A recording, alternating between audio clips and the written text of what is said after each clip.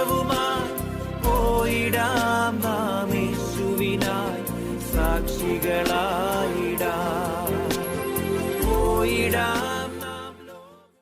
From the book of Samuel 1, chapter 20, Jonathan helps David.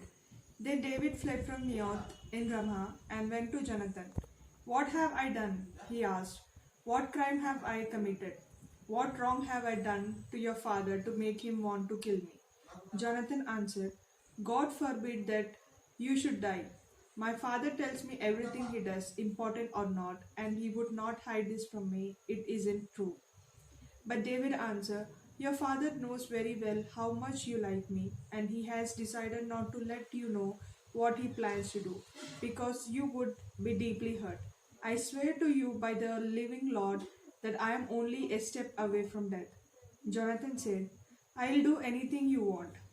Tomorrow is the new moon festival, David replied, and I am supposed to eat with the king.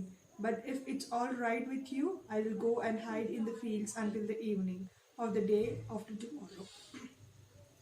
If your father notices that I am not at table, tell him that I begged your permission to hurry home to Bethlehem, since it's the time for the annual sacrifice there for my whole family. If he says all right, I will be safe. But if he's become angry, you will know that he is determined to harm me. Please do me this favor and keep your sacred promise you made to me.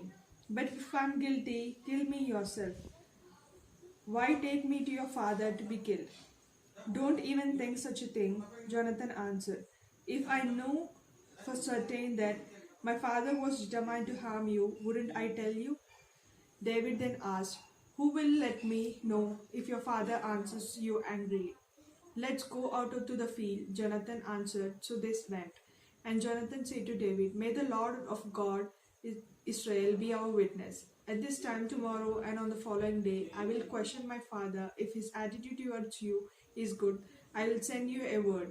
If he intends to harm you, may the Lord strike me dead if I don't let you know about it and get you safely away.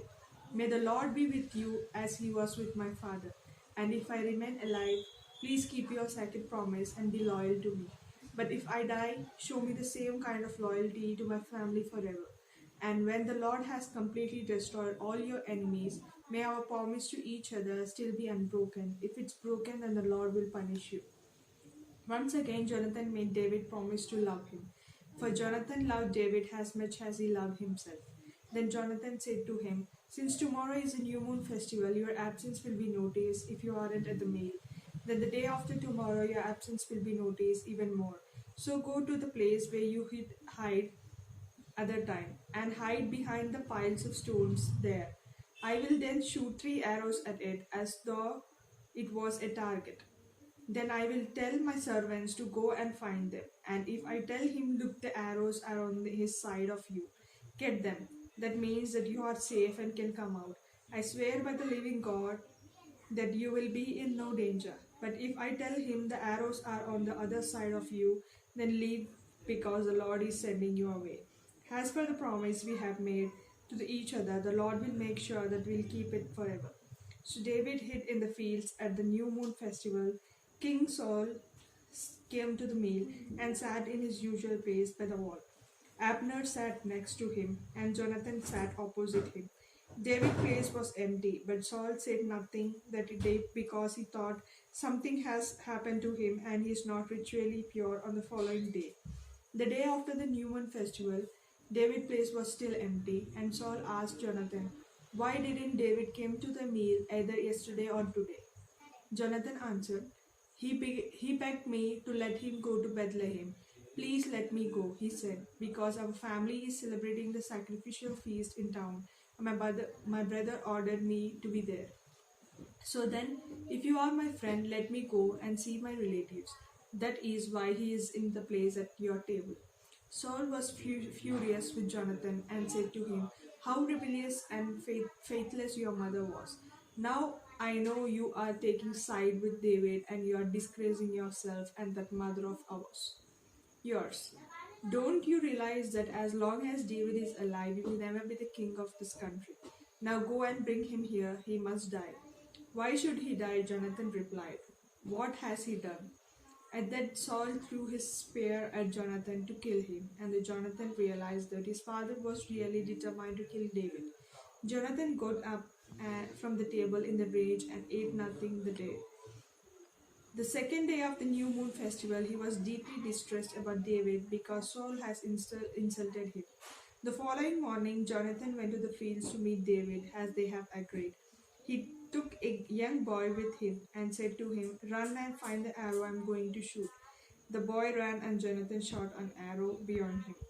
When the boy reached the place where the arrow has fallen, Jonathan shouted to him, "The arrow is further on. Don't just stand there. Hurry up."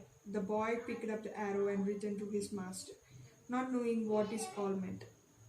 Only Jonathan and David know. Jonathan gave his weapon to the boy and told him to take them back to the town. After the boy had left, David got up from behind the piles of the stone, fell on his knee, and bowed with face to ground 3 times. Both he and Jonathan were crying as they kissed each other. David's grief was even greater than Jonathan. Jonathan said to David, "God be with you. The Lord will make sure that you and I and your descendants and mine will be forever keep the sacred promise we have made each other." Then David left and Jonathan went back to the town. പോയിടാം നാം ലോകം മുഴുവനും പോയിടാം സുവിശേഷവുമായി പോയിടാം നാം യേശുവിനായി സാക്ഷികളായി